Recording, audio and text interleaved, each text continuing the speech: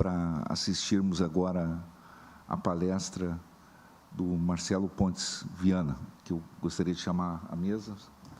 Vanessa, permite aqui o Marcelo.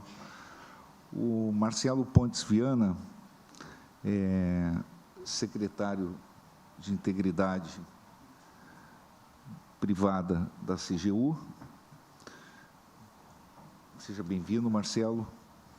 Tem também um currículo muito vasto, vamos sintetizá-lo.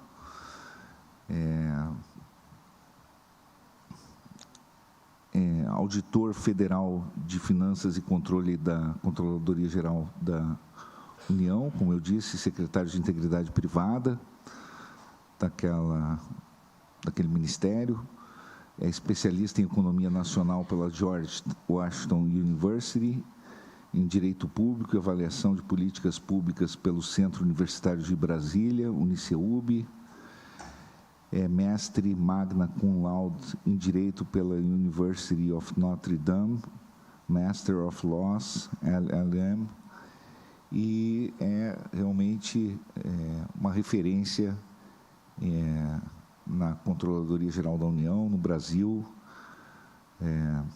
nessa área, no direito administrativo sancionador e em compliance.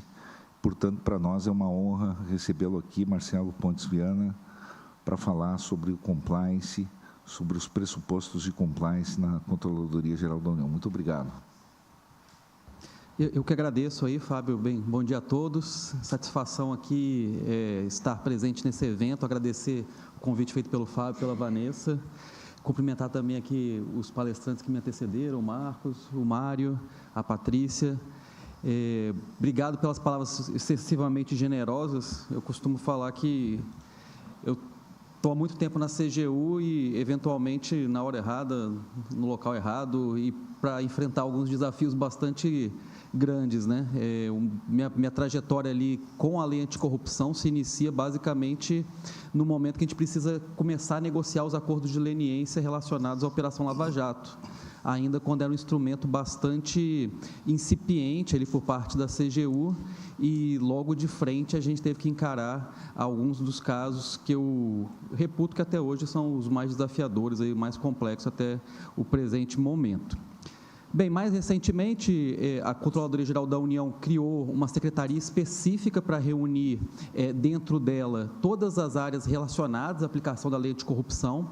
Então, a Secretaria de Integridade Privada, ela é uma secretaria que tem como principal objetivo fomentar uma cultura de maior integridade, especialmente no setor privado empresarial, mas também, naturalmente, outras instituições de natureza privada, e, para tanto, se valendo principalmente dos instrumentos da lei anticorrupção, mas também vou congregar aqui algumas outras frentes que nós temos trabalhado ao longo desses anos e que já se projetam também como desafios futuros.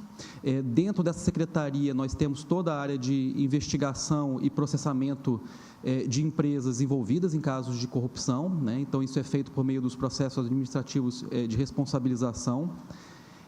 Na CGU, nós conduzimos os casos considerados de maior relevância, maior complexidade, que não poderiam ser conduzidos ou seriam melhor conduzidos diretamente pela gente, ao invés de serem conduzidos diretamente pelo órgão onde ocorreu aquele ilícito. Eu vou apresentar alguns números relativos a isso, mas nós também exercemos a supervisão dos processos que são conduzidos pelas outras instituições, para garantir aí que tem um padrão de processamento, de aplicação da norma, o mais uniforme possível dentro do Poder Executivo Federal. Dentro dessa secretaria também que fica a diretoria de acordos de leniência. Vou trazer aqui alguns números também sobre essa questão, que nós temos caminhado muito para resoluções mais consensuais, também no sentido de ser instrumentos de promoção de integridade privada. E, por fim, nós temos a nossa terceira diretoria, que é a Diretoria de Promoção e Avaliação de Integridade Privada, que é a diretoria que está voltada para regulamentar e estabelecer guias do que nós entendemos como sendo os pressupostos de programas de integridade no âmbito empresarial, e também estabelecer as ações de fomento, que essa eu vou dedicar um tempinho maior aqui para falar para vocês. Todas essas nossas atividades estão congregadas dentro de um grande programa.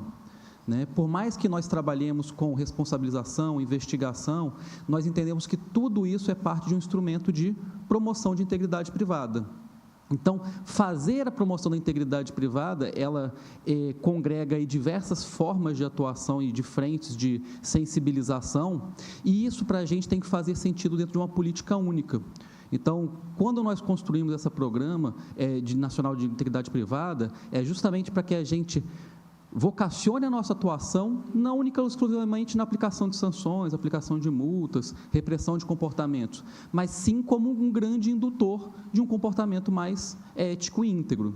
Aqui tem um desafio grande, Fábio, de falar depois dos palestrantes que me antecederam, que foram muito bem, que é tentar não cair o nível, mas tem uma vantagem que eu também posso dialogar um pouco com as palestras que foram muito boas antes, né? Acho que a Patrícia aqui fez uma digressão muito interessante sobre toda a evolução, né, da perspectiva de compliance, colocando as diferentes formas de abordagem, e você também, Fábio, fez várias provocações que são interessantes, como é que o Estado pode ser esse indutor de comportamento, né? Estabelecendo formas jurídicas distintas de recompensa, de reconhecimento de boas práticas que são feitas pelo setor privado. E isso está muito em linha com o que a gente acredita que é a atuação do setor público em termos de promoção de integridade do setor privado. Acho que todos aqui sabem que o conceito de integridade relacionado com ética, honestidade, outras formas de comportamento que nós consideramos as mais corretas por parte não só dos indivíduos, mas também das organizações, das empresas, é algo que vem numa crescente muito grande. Eu gosto sempre de lembrar que isso não é algo que tá posto já há muitos anos na história, né? Na verdade, se a gente voltar ali, não precisa voltar muitos anos atrás, 50, 100 anos atrás, a sociedade tolerava comportamento que hoje são ditos como abomináveis, né? Mas durante muito tempo, inclusive, grandes sistemas de sociedade organizada eram extremamente tolerantes com comportamentos do tipo escravidão, do tipo trabalho infantil, devastação ambiental sem nenhum tipo de controle, coisas que hoje para a gente nos assusta, mas que pouco tempo atrás, ali não precisa voltar muito no retrovisor não, a nossa sociedade entendia isso como aceitável. O patamar que a gente chega hoje, eu acredito que pensar em integridade não é só pensar aquilo de fazer o certo pelo certo, mas tem muito a ver também com uma percepção de que fazer o certo é melhor para o desenvolvimento social. É melhor para o desenvolvimento econômico também. E esse conceito de integridade empresarial está cada vez mais agregado àquilo que a Patrícia falou muito, o Mário também falou bastante, que é o que você entrega de valor para a sua empresa, em termos comerciais e em termos de que você vai ganhar eficiência também na entrega dos serviços que você quer desenvolver. Quando a gente fala de função social da empresa, não é também só ganho de marca, mas é entender que quando você faz parte de um ecossistema integrado, você está privilegiando um desenvolvimento de mercado consumidor, você está privilegiando um desenvolvimento de mercado de profissionais que também podem atuar diretamente ou indiretamente na sua instituição, e isso é um círculo muito virtuoso. Então, as instituições reconhecerem que ela tem uma função que é parte da sociedade, que ela não é um agente ali isolado, né, que atua de forma única, exclusivamente visando o lucro, ela entende que ela vai ter uma vida mais perene, ela vai ter um resultado econômico muito mais longevo, na medida que ela reconhece qual é o papel da função social que ela tem que exercer. E aí, a questão de indutor de integridade por parte das empresas é fundamental nesse comportamento. Aqui a gente tem um privilégio de ter escutado aqui representantes de duas das grandes maiores instituições que a gente tem no nosso país, né? Que além de serem instituições que geram riqueza, elas também têm uma funcionalidade pública muito grande, e é com muita alegria que a gente reconhece como elas se enxergam como indutoras de desenvolvimento e de comportamento de integridade. Então, a Patrícia mencionou aqui que a gente tem feito um desenvolvimento de um acordo de cooperação técnica que visa justamente aprimorar o que o BNDES já faz muito bem, que é enquanto concessor de créditos, né, como provedor de desenvolvimento, que ele também tem que olhar para que quem ele está concedendo crédito vá utilizar aquilo em benefício da sociedade. E isso tem a ver também com exigir que os tomadores de crédito adotem comportamentos íntegros e façam promoção. O Mário aqui deu um exemplo muito importante do papel da Petrobras enquanto grande contratante, né? Ele é uma instituição que contrata muito, tem muitas parcerias comerciais, e estabelecer requisitos de integridade por parte dos seus parceiros comerciais é reconhecer a capacidade de indução que grandes corporações têm desse tipo de comportamento. O programa aí que eu fiquei muito feliz que o Mário já deu spoiler aí, né, Mário, que é a possibilidade da Petrobras auxiliar os seus pequenos, os seus parceiros de pequeno porte, médio porte, para desenvolver comportamentos íntegros, mostra também o quanto isso é importante. Mas uma questão que eu queria destacar aqui é que, na nossa perspectiva, esse relacionamento de promoção de integridade pelo setor privado, ele não é algo que a gente tem que esperar apenas que o setor privado faça de forma autogerida ou de forma mais altruísta. A gente reconhece, enquanto CGU, que o Estado tem um papel fundamental de criar as condições para que o setor privado reconheça que vale a pena agir dessa forma. Então, desde muitos anos que a CGU tem reconhecido que o Estado precisa fornecer reconhecimento, precisa fornecer orientação, precisa também reprimir condutas tidas como não toleráveis, para que mostre para o setor privado que vale a pena, que é bom para os negócios, ele adotar comportamentos mais íntegros. Eu queria colocar esse ponto, porque para a gente aqui, acredito que para muitos de vocês pode parecer algo óbvio, mas é algo que ainda no nível mundial, esse comportamento que o governo brasileiro tem tido, ainda encontra algumas resistências, ainda é considerado algo um pouco inédito. Esse papel do Estado de indutor de comportamento, orientando, estimulando e reprimindo quando necessário, a gente tem procurado exportar essa prática no âmbito dos fóruns internacionais que a gente participa.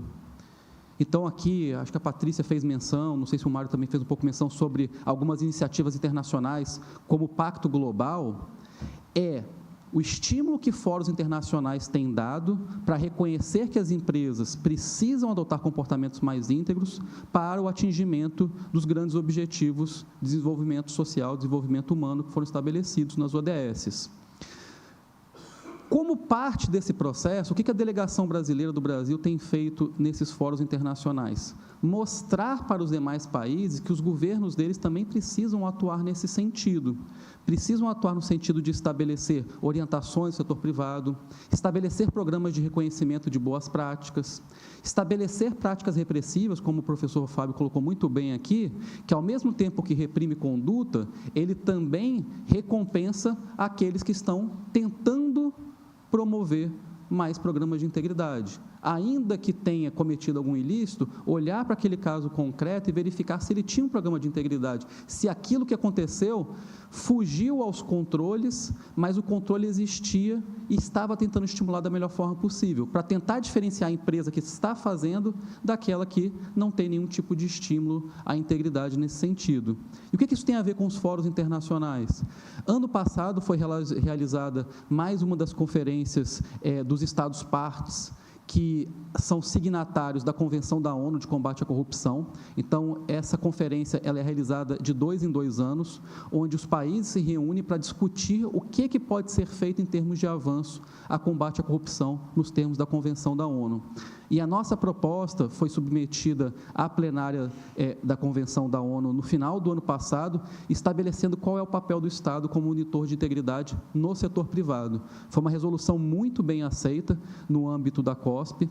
Ela acabou sendo proposta pelo Brasil, mas depois foi subscrita por diversos outros países membros, em especial a Comunidade Europeia, e com base nessa resolução proposta pelo Brasil, já foram estabelecidos guias que agora visam orientar os países o que eles precisam fazer. Tá? Isso para dizer que a gente tem sido exportador de modelo e que alguns países já tido como avançados, né, em termos de desenvolvimento social, essa ideia ainda é incipiente. O Brasil, esse ano, está presidindo o grupo do G20, como vocês sabem, né? O G20, ele se subdivide em diversas frentes de atuações temáticas, e uma delas, justamente, também ações de combate à corrupção. A CGU tem o privilégio de presidir esse grupo ao longo deste ano, e um dos produtos que nós queremos entregar é também um nível de detalhamento maior de que como que os países do G20, as maiores economias do mundo, podem servir como referência de indutores de integridade do setor privado. E é super interessante esses diálogos, quando a gente trava com outras jurisdições, com outras culturas, com outras perspectivas, que países, por exemplo, do nicho europeu, entendem que a atuação estatal tem que ser muito tímida nisso, que a atuação estatal tem que ser, no máximo, aprovar legislações, que o setor privado que tem que andar pelas próprias pernas e estabelecer os seus parâmetros. O que, para a gente tem fomentado muito isso específico em países em maior desenvolvimento, é que o papel do Estado tem que ser mais proativo, tem que justificar as ações privadas como sendo algo que vai realmente resultar no melhor ambiente de negócio, vão resultar em melhores resultados econômicos. Então, a gente espera, ao final deste ano, aprovar também esse documento, dentre outros, no âmbito do G20, que vem tocar essa temática.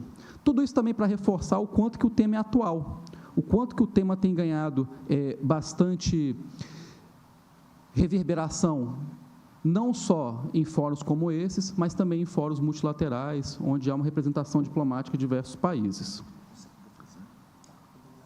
Bem, como eu falei aqui, pessoal, as nossas ações, a gente pensa que sempre que a gente tem que atuar na orientação, no estímulo e repressão, né? Então, a gente orienta o que entendemos como sendo os melhores padrões de programas de integridade, a gente atua em ações de estímulo e a gente também tem que atuar na parte repressiva quando necessário.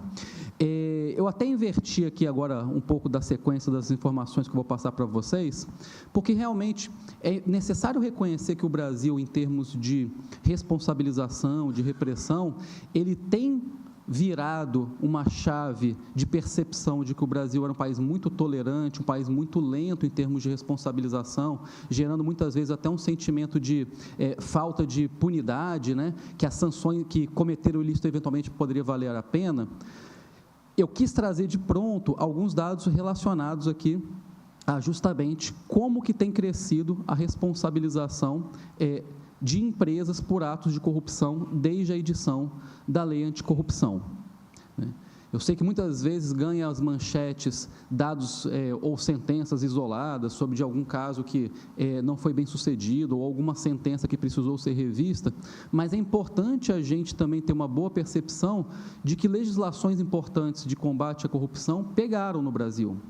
Elas, em alguns momentos, precisam amadurecer melhor, serem melhor institucionalizadas, erros e desvios precisam ser corrigidos, mas a gente não pode cair também na falsa percepção de que não está havendo um avanço institucional nesse campo. Está. Aqui é apenas um dos dados que eu posso disponibilizar referente a no que eu creio que é uma forte institucionalização de combate à corrupção e que são números bastante significativos, né? O Mário comentou aqui, por exemplo, que a Petrobras é responsável por boa parte desses números que estão aqui, né? Esse aqui é o compêndio de todos os processos de responsabilização que foram conduzidos somente no Poder Executivo Federal. Esses cerca de 1.600 processos de responsabilização por atos de corrupção resultaram na aplicação total de 1,17 bilhões em multas no Poder Executivo Federal, sendo que delas aí quase 800 milhões foram de processos conduzidos diretamente pela CGU. Aqui para destacar que a CGU, apesar de conduzir cerca de 1/4 desses 1.600 processos, um pouco mais de 1/4, na verdade, ela é responsável pela aplicação das sanções com maior volume, justamente porque lida com as empresas de maior porte ou casos de relevância maior. A gente não pode deixar de perder de vistas que, sim, estimular é importante, orientar é importante, mas que, quando tiver necessidade, o braço forte do Estado tem que realmente atuar para responsabilizar de forma justa, proporcional, mas também exemplar.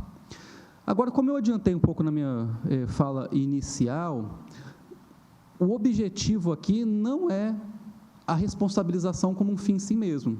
Esses números aqui não são números que a gente tem como meta, não são números que a gente tem como orgulho ou algo do tipo. A gente precisa mostrar ele como uma prestação de contas. Mas o que a gente quer é que esses números se revertam em mudança de comportamento efetivo. E é por isso que eu comentei que uma coisa que nós temos avançado muito na CGU são os meios de resolução de processos alternativos ao julgamento ou à sanção por si só. O que eu estou falando aqui? Eu estou falando no uso extensivo de um bom programa de leniência que estabeleça os estímulos necessários para que a empresa que, diante da ocorrência de um ilícito, ela admita a sua responsabilidade, ela colabore com o Estado e ela firme um compromisso de mudança de comportamento. Então, a gente está durante um semestre, para quem gosta do tema, bastante agitado relacionado ao assunto de acordos de leniência, e aqui é sempre bom a gente lembrar um pouco de números mais globais que trazem uma perspectiva mais ampla do que alguns casos que estão atualmente sob discussão em alguns fóruns, especialmente no STF, mas que representam uma pequena parcela de um programa mais estruturado de acordos de leniência. Então, o acordo de leniência é uma ferramenta que foi estabelecida na legislação anticorrupção, assim como outros estímulos ali estabelecidos, de que a empresa que está disposta a assumir que cometeu um ato ilícito, está disposta a colaborar com o Estado, ela terá um tratamento mais favorável em relação àquela que quer continuar se defendendo, não admite a sua responsabilidade e que haverá uma grande chance de continuar reiterando na conduta, já que ela não faz esse reconhecimento quando a situação acontece. Então, são 27 acordos de leniência já celebrados pela CGU, em conjunto com a Advocacia Geral da União, que já resultaram em valores pactuados da ordem de 18 bilhões, sendo que desses 18 bilhões, 9,4 já foram efetivamente recolhidos aos cofres públicos. Aqui é importante dizer que, de novo, por mais que os números sejam impactantes, os acordos de leniência resultam em compromissos de adoção de programas de integridade por parte dessas empresas, que são monitorados extensivamente por parte da equipe da CGU e outros agentes externos. Então, realmente são compromissos que demandam o retorno aos cofres públicos dos dinheiros que foi indevidamente desviados, mas demandam de forma muito mais significativa a mudança de comportamento, afastamento de pessoas que estavam envolvidas nos fatos, robustecimento das suas medidas de controle.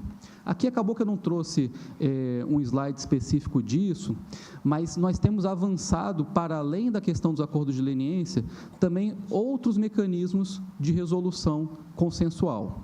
Aqui, para explicar para vocês que, além desses 3 requisitos que eu já antecipei do acordo de leniência, admissão da sua responsabilidade, colaboração com o Estado e fortalecimento dos programas de integridade, existe um requisito muito específico da legislação do acordo de leniência, que o acordo de leniência também é um meio de produção probatória. Então, o acordo de leniência é destinado para aquelas instituições e empresas que têm condições de auxiliar o Estado a responsabilizar um grupo maior de agentes. Então, é aquele que consegue entregar elementos de prova, de evidências, que vão ajudar o Estado a promover uma alavancagem investigativa, uma alavancagem processual. Acontece que, ao longo da nossa experiência, desses 10 anos aí conduzindo o processo de responsabilização, a gente começou a se deparar com situações que ficavam em 3 espectros. A gente tinha, num espectro aqui, as empresas que não admitiam sua responsabilização do ilícito ou queriam continuar litigando, se defendendo, isso é direito delas, se valer dos meios de defesa. A gente tinha, no outro espectro, as empresas que se candidatavam a acordos de leniência e tinham sucesso, mas, no meio do caminho, existiam as empresas que queriam admitir a sua responsabilização, queriam admitir a necessidade de mudar o comportamento, mas não tinham elementos de prova para entregar adicionais à CGU. Elas não conseguiam se qualificar para os benefícios de um acordo de leniência. Então, o que elas queriam realmente é, admito minha responsabilidade, pago o que eu devo e vou melhorar meu comportamento. Na ausência desse instrumento, nós constituímos, em 2022, uma nova ferramenta de resolução consensual chamada julgamento antecipado, que foi muito bem recebido no mercado. Desde 2022, a gente vai completar 2 anos de vigência do julgamento antecipado agora em agosto. Já foram mais de 70 pedidos e mais de 50 já deferidos. O que, para a gente, resulta em sanções menores, mas tem um efeito, uma expectativa de mudança de comportamento muito maior.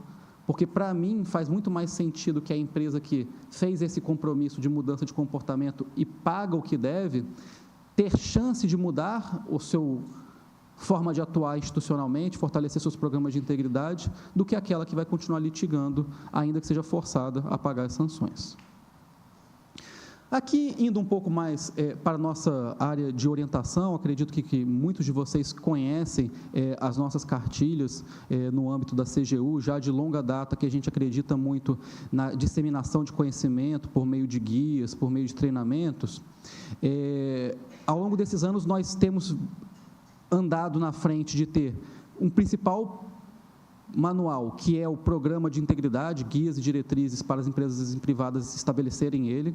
O que eu posso trazer para vocês em termos de spoiler é que este ano nós iremos atualizar esse guia, ele está em fase final de validação, para que a gente possa trazer conceitos mais novos, para a gente possa trazer uma integração mais nova desses aspectos, e nós temos criado guias mais customizados, relacionados, por exemplo, a pequenas e médias empresas, como foram os guias estabelecidos junto com o SEBRAE, guias para as empresas que atuam no exterior, que é o caso da Apex. Um guia que ficou muito conhecido no meio do mercado é o Manual Prático de Avaliação de Programas de Integridade em Processo de Responsabilização. Porque esse guia, ele tem um grande mérito de detalhar, por meio de quesitos, como que vão ser pontuados os programas de integridade das empresas. Então, é um verdadeiro checklist bastante extenso, que tem virado aí em diversos treinamentos, consultorias, como uma grande referência de o que o Estado espera em termos de programa de integridade. Esse guia, ele está em fase final de revisão, eu estava fechando com a equipe isso agora, e um dos requisitos que eu pedi para a equipe foi que antes que a gente lançasse esse novo formulário, esses novos quesitos, ele fosse colocado para consulta pública. A gente entende que a troca de informações e de experiência, de percepções com quem está no mercado privado, mas também outros atores que atuam na área pública sobre o tema, pode tornar esse documento ainda mais valoroso. Então, a gente espera que na semana que vem seja colocado em consulta pública todos os formulários de quesito já atualizados, para que vocês possam fazer as contribuições em termos do que pode ser aprimorado. Aqui tem uma expectativa muito grande de dialogar com a perspectiva que a Patrícia colocou, em termos de o programa de integridade ser algo que vai para além de simplesmente a prevenção de atos de corrupção, mas ele ser realmente um paradigma de atuação dentro da instituição para que ele ajude a instituição a atuar dentro da conformidade e de acordo com os princípios e valores que norteiam aquela organização. Então, vai ficar aqui encarecidamente aqui para vocês um pedido para que vocês contribuam nesse documento. A gente procura, quem puder acompanhar as redes sociais da CGU, vou deixar aqui também o nosso site, a gente vai divulgar isso na expectativa de que recebamos bastante inputs aí, insumos para melhorar esses nossos guias, tá certo? Bem, pessoal, além de orientar, a gente acredita muito no reconhecimento das boas práticas, no estímulo por meio de outras formas das empresas privadas. E aqui eu vou citar brevemente duas das nossas principais iniciativas em termos de fomento à integridade privada de forma voluntária por parte das empresas. Desde 2011, nós temos aí o programa Empresa Proética, que acredito que vocês devam conhecer na sua grande maioria, porque é realmente um programa do governo que se consolidou como sendo um dos grandes metas que as empresas que têm programas de integridade bem estabelecido querem alcançar, que é o reconhecimento e obter o selo Proética, tá? O selo Proética nada mais é do que um concurso público por meio de qual a CGU oportuniza que as empresas voluntariamente submetam seus programas de integridade para uma avaliação. Nós, buscando reconhecer as melhores práticas de mercado, a cada edição do Proética, a gente coloca requisitos de maior nível de exigência para poder recompensar aquelas empresas que tem feito esse caminho de forma bem sucedida e que ela possa mostrar para o mercado que ela está comprometida com os melhores parâmetros de integridade. Quando eu assumi a secretaria, uma das principais críticas que existia à Empresa Proética é que ele acabava limitando a participação de instituições, de empresas que ainda estavam iniciando nessa jornada. Elas olhavam para o Proética e falavam assim, poxa, essa barra, essa régua, ela é muito alta, eu não vou conseguir ainda estabelecer isso, nem num curto prazo. Eu queria ter alguma coisa para poder iniciar essa jornada. E nessa ideia de que o Estado tem que ser realmente um fomentador, ele tem que ser um indutor dessas boas práticas de comportamento, nós lançamos no final do ano passado a iniciativa Pacto Brasil pela Integridade Empresarial. O Pacto Brasil, ele é um movimento coletivo, é o meio pelo qual nós estamos fazendo uma verdadeira provocação para as empresas privadas, no sentido de elas firmarem um compromisso público de que elas estão comprometidas com essa trajetória de integridade. Então, como é que funciona? O Pacto Brasil, diferente do Empresa Proética, não envolve uma avaliação por parte da CGU. Quem assinar o pacto não vai ser avaliado pela CGU. O que a empresa signatária do pacto ganha em termos de benefício? Além dela poder divulgar o selo, poder divulgar que ela é uma empresa aderente ao pacto, ela vai poder acessar a plataforma eletrônica da CGU, disponibilizada agora em março, de autoavaliação. Então, tudo que a gente tem em termos de instrumento de orientação, de guias, de como que a gente avalia as empresas, vai estar disponibilizado para a empresa para que ela possa responder voluntariamente os requisitos. Ela vai olhar e falar, a CGU pede que eu tenha determinado aspecto. Então, eu tenho? Não tenho ainda, então não marca. Ou esse eu tenho. Para que ela possa ter o retorno de como que ela está se situando na régua da Controladoria Geral da União. Uma coisa que eu tenho que deixar bem claro, sempre que eu falo de Pacto Brasil, a avaliação, a autoavaliação, ela só tem uma finalidade, servir de termômetro para a própria empresa. A CGU não vai fazer nenhum tipo de uso dessa informação em desfavor da empresa, nada que está ali vai ser usado em desfavor da empresa e nem será dada divulgação, salvo quando ela assim o querer e assim autorizar que a gente faça a divulgação. O que a gente vai poder utilizar ali dentro do Pacto Brasil são análises estatísticas para tentar situar onde as empresas estão tendo mais dificuldade, onde a gente precisa ajustar para poder também ter ações de apoio mais específicas. Mas o Pacto Brasil, ele é um movimento de fomento. A gente tem estabelecido parcerias junto com outras instituições, como o Instituto Etos, como o próprio Pacto Global, para justamente elas apoiarem as empresas que são aderentes ao Pacto Brasil a poderem preencher essa jornada e elas poderem ter como uma meta mais palpável ao final dessa jornada, que elas possam candidatar à empresa proética e serem eventualmente ali bem avaliadas e ganharem esse reconhecimento. Para quem aqui é do setor de integridade, do setor privado, faço aqui uma provocação grande, um convite grande para conhecer a iniciativa do Pacto Brasil, avaliarem dentro da empresa de vocês a possibilidade de serem aderentes, é algo sem custo nenhum, que em contrapartida oferece a oportunidade da empresa mostrar que ela está engajada numa prática de integridade e ter acesso a um sistema que hoje é cobrado por diversas consultorias. Aqui você vai ter uma ferramenta governamental sem ônus, sem nenhum tipo de repercussão negativa, que a empresa vai poder utilizar automaticamente. Por fim, eu queria chegar aqui e falar uma última frente nossa, que acho que o meu tempo aqui também já está se encerrando, né? Está tranquilo?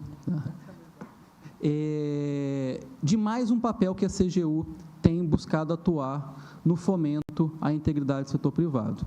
Então, assim, vale aqui só uma digressão jurídica bem rápida, né?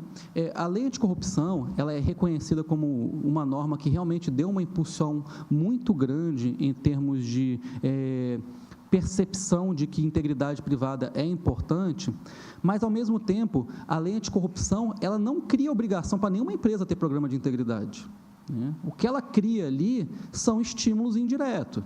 Ela cria, por exemplo, pelo receio da sanção, ela estabelece para as empresas, olha, seria melhor que você tivesse um programa de integridade para evitar a sua responsabilidade objetiva. Ela cria, por exemplo, que se você cometer um ato lesivo, mas se você tinha um bom programa de integridade, a sua sanção pode ser reduzida. Ela cria também o estímulo que você seria uma melhor candidata a um acordo de leniência, se você já tivesse um programa de integridade. Acho que falta, por exemplo, Fábio, assim, algumas provocações que você fez muito bem colocadas, se não seria o caso da legislação, por exemplo, estabelecer que ter um programa de integridade romperia, né, o nexo de causalidade, o nexo de responsabilidade. A lei não trouxe esse estabelecimento. Eu falo isso porque existem outros modelos normativos que já existiam no Brasil, né? Antes de se falar em programa de compliance anticorrupção, trazido pela Lei 12.846, para as instituições financeiras, compliance já era um tema extremamente bem absorvido, em razão, principalmente, da Lei de Combate à Lavagem de Dinheiro. Porque a Lei de Combate à Lavagem de Dinheiro teve uma abordagem distinta. Ela fala que as instituições financeiras e os setores regulados, eles têm que ter obrigatoriamente um programa de integridade, um programa de compliance. Ali não é opção. A ausência de um programa de compliance por si só já pode ser uma causa de responsabilização. Tá? Então, eu gosto de fazer essa digressão em relação às duas frentes, porque em 2021 nós tivemos a aprovação de uma nova lei de licitações e contratos que trouxe também uma abordagem distinta em relação a estimular programas de integridade. E aqui reconhecendo, né, tal como a Petrobras tem feito, que o Estado, enquanto contratante, ele tem um papel muito importante em indução de comportamento. Então, no momento que ele decide ali com quem que ele vai estabelecer contrato público, quem vai ser seu fornecedor, e não preciso ressaltar o quanto que o Estado é um grande contratante, né, em termos de compras públicas, ele vai querer estabelecer com quem ele vai se relacionar. E aí, a lei de nova de licitações e contratos trouxe questões relacionadas à integridade privada em pelo menos 4 contextos, tá?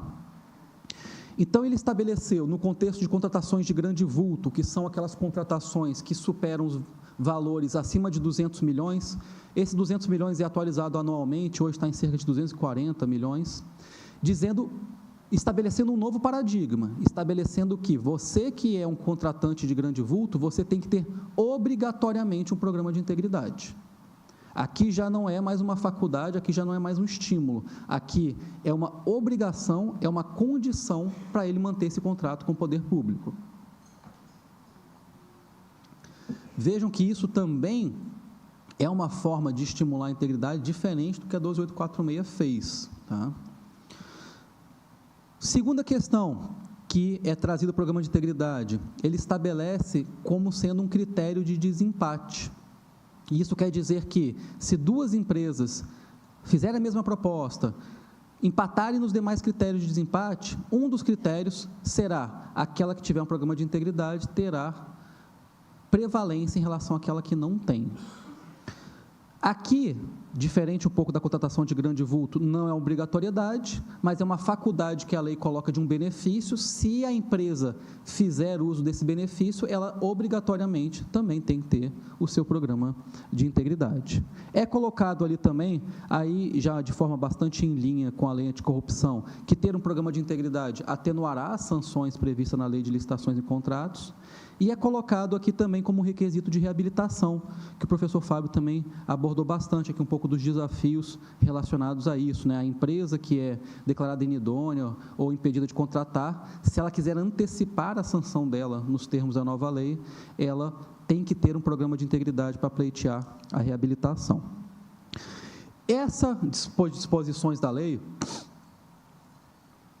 estão pendentes de regulamentação. Essa regulamentação já foi preparada pela Controladoria Geral da União, em alinhamento com o Ministério da Gestão e Inovação, e aguarda assinatura do Presidente da República. Aqui eu já posso dar alguns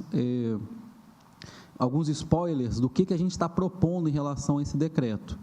O desafio que sempre é posto, quando a gente coloca que é exigência para um contrato público ter programa de integridade, é a questão de força de trabalho, a questão operacional. São milhares os fornecedores da administração pública, são algumas centenas aquelas que chegam em valores de contratos públicos, de contratos de grande vulto. Quem vai fazer essa avaliação? Quais vão ser os parâmetros que vão ser utilizados? Bem, então, a abordagem que a gente está propondo no decreto é que, no primeiro momento, a avaliação desses programas vão ficar concentradas na Controladoria Geral da União. E por que na Controladoria Geral da União? É uma forma de abordagem que a gente ainda vai verificar como que vai se dar na prática. Então, antes da gente passar essa atribuição para as outras organizações públicas, a gente quer conduzir um projeto em que a gente consolide esses parâmetros, que a gente teste esses parâmetros, para depois poder ir passando para os órgãos públicos que também têm contratos de grande vulto. Iremos olhar todos? Iremos olhar aqueles que nossa capacidade operacional permite. Então, aqui a gente vai ter uma abordagem baseada em riscos, ou seja, vamos olhar o universo de contratos de grande vulto, aqueles que apresentam maiores riscos em termos de integridade, para selecionar, dentro da nossa capacidade, aqueles que a gente vai poder avaliar com maior profundidade. A nossa abordagem aqui não é uma abordagem repressiva, do tipo, a empresa ganhou um contrato de grande vulto, ela tem 6 meses para implementar seu programa. Com 6 meses, nós fizemos uma avaliação desse programa, ele ainda não está adequado. O que nós iremos fazer? Trabalhar junto com a empresa para que ela chegue no que seja adequado. Deixar a questão repressiva para o último momento, para a última instância, quando sim os casos demonstrarem, no caso de uma fraude, de um documento, de uma apresentação de informação falsa, aí sim seria o caso. Mas a nossa abordagem aqui, ela tem essa vertente muito mais de promoção do que necessariamente de repressão.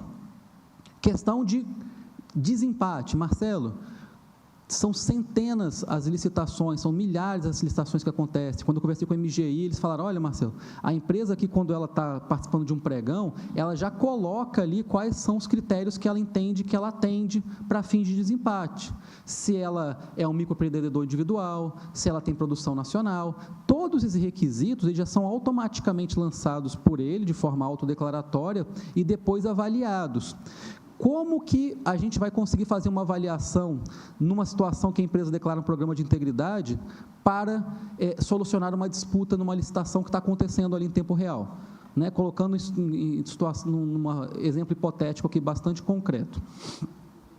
2 empresas empatam no preço, empatam em todos os critérios, uma declara que tem programa de integridade. A gente vai parar a licitação para avaliar aquele programa de integridade para depois ter continuidade? Isso não seria execuível. Então, o que a gente está propondo? A gente está propondo que a empresa ela vai fazer uma autodeclaração de que ela tem um programa de integridade. Essa autodeclaração será feita por meio da adesão ao Pacto Brasil e o preenchimento da autoavaliação. Se ela assim o fez, nós depois teremos um universo de empresas que se valeram dessa prerrogativa, que estão passíveis de terem o seu programa efetivamente avaliados. Se a gente conseguir avaliar todos, ótimo. Se a gente não conseguir, a gente vai avaliar também por critérios de risco e materialidade. Não é muito diferente de outras formas de atuação do Estado, Receita Federal, todo mundo aqui, acredito, acabou de mandar o imposto de renda. A Receita Federal não vai olhar o imposto de renda de todo mundo, ele vai olhar de acordo com seus critérios de materialidade e também de formas mais automatizadas. Então, nesse sentido, o Pacto Brasil também procura ser um estímulo, um diferencial para quem for participar de contratações públicas. A gente espera que nos próximos meses esse decreto ele já seja publicado para que ele dê continuidade a essas ações do governo de maior promoção de integridade junto às empresas. Bem, dito isso, eu queria reforçar a consulta pública que a gente vai colocar em termos de avaliação de programas de integridade. Hoje, as nossas avaliações, se a gente tomar elas como um todo, pegando tanto à frente do Pacto Brasil, como as avaliações em processo de responsabilização, em acordos de leniência, elas são constituídas de quesitos que estão categorizadas aí em 11 áreas. Dependendo da situação, podem ser 10 ou podem ser 11. Vou explicar um pouquinho mais por quê. Aqui, são os pilares do programa de integridade, é a forma conceitual como a gente insere cada um dos quesitos de avaliação. E por que eu falei que podem ser 10 ou 11, a depender da situação? Como a Patrícia colocou muito bem aqui, hoje a gente fala de integridade para além apenas só de questões relacionadas à anticorrupção. Para a gente, na CGU, é um desafio tratar desse tema, porque a gente está falando da possibilidade de aplicar a estrutura de programas de integridade para tratar de outras matérias com as quais a gente não tem um domínio, não tem o conhecimento todo técnico para estabelecer o que seria, por exemplo, um programa de integridade que protege direitos humanos, um programa de integridade que observa a responsabilidade socioambiental. Mas nós já estamos desenvolvendo que uma grande área de avaliação de programa de integridade tem justamente a ver com a sua responsabilidade social, ambiental, de direitos humanos e também requisitos de transparência. Como que a gente está fazendo isso para superar esse desafio técnico que é nosso mesmo, de se apropriar desse conteúdo e não correndo o risco de, primeiro, exigir demais, de modo que a gente coloque um ônus excessivo sobre a empresa e isso acaba não surtindo o efeito que a gente deseja, ou exigindo de menos, de modo a ser algo que é simplesmente para mostrar e não promover alteração de comportamento. Então, a gente tem estabelecido aí parcerias com as diversas instituições públicas e privadas para debater esse tema. Nas diversas frentes que a gente abriu para a discussão disso, a gente tem concentrado elas no âmbito do Conselho de Combate à Corrupção e Transparência e Integridade da CGU, CTI-CC, Conselho de Transparência, Combate à Corrupção e Integridade da CGU. Existe um grupo de trabalho específico lá para tratar as questões de integridade privada e a gente espera preencher os quesitos dessa última área de responsabilidade social e transparência a partir dos estudos desse grupo. No âmbito do Pacto Brasil, nós já fizemos esse movimento. Então, quem puder olhar e tiver interesse de olhar o formulário de avaliação do Pacto Brasil, vai ver que essa área já consta lá com algum desses requisitos. É o caminho, é para onde as medidas de integridade estão indo e a gente espera também continuar induzindo nesse sentido. Finalizando aqui, fica o meu convite para vocês visitarem a área do site da CGU, que trata só de integridade privada. Além desses guias, dessas informações que eu disponibilizei para vocês, vocês têm acesso, por exemplo, a todos os processos de responsabilização já julgados pela CGU na sua íntegra, para vocês entenderem em que linha estão indo os fundamentos de responsabilização de empresas, por que elas estão sendo mais responsabilizadas, como que a dosimetria das sanções tem se dado, etc. Eu não trouxe no slide, mas a gente lançou no final do ano passado um documento que eu acho que, na verdade, não é nenhum documento, um painel de BI, né, com informações que eu considero muito importantes para quem trabalha com desenvolvimento de programas de integridade. A partir da última edição do Proética, onde foram avaliadas 255 empresas, nós criamos ali uma riqueza de conhecimento muito grande, porque a partir da avaliação de cada um dos quesitos, a gente pode saber como que as empresas estão performando, onde que elas estão tendo mais dificuldade, onde elas estão performando melhor. Esse conhecimento está à disposição para quem tiver interesse. Naturalmente, são anonimizadas ali as avaliações, né? A gente só sabe quem são as empresas que melhor que ganharam o selo, mas todas as demais, de forma anônima, a avaliação delas está lá. Então, a gente consegue tirar alguns diagnósticos super interessantes. Por exemplo, a gente verificar que hoje o maior desafio que as empresas têm em termos de integridade é fazer gerenciamento de riscos. Então, esse é um desafio que está posto, que vocês conseguem mostrar ali, inclusive nos demais diversos fóruns que vocês quiserem participar, ou dentro da organização, onde vocês precisam concentrar mais esforços. Eu desconheço alguma outra pesquisa que tenha gerado esse tanto de informação, esse tanto de ciência que pode ser consumida. Está lá no nosso site, façam bom uso e, principalmente, critiquem, né? A principal coisa que a gente tem colocado aqui na transparência, que tem sido muito bom, são as críticas que vêm adversa, né? Dizendo, olha, aqui precisa melhorar, aqui precisa ser feito assim, eu quero essa informação desse jeito. Para a gente isso é muito rico, para a gente poder se forçar a entregar cada vez produtos que atendam melhor a sociedade. Com isso, finalizo por aqui, agradeço mais uma vez o convite e a participação. Obrigado.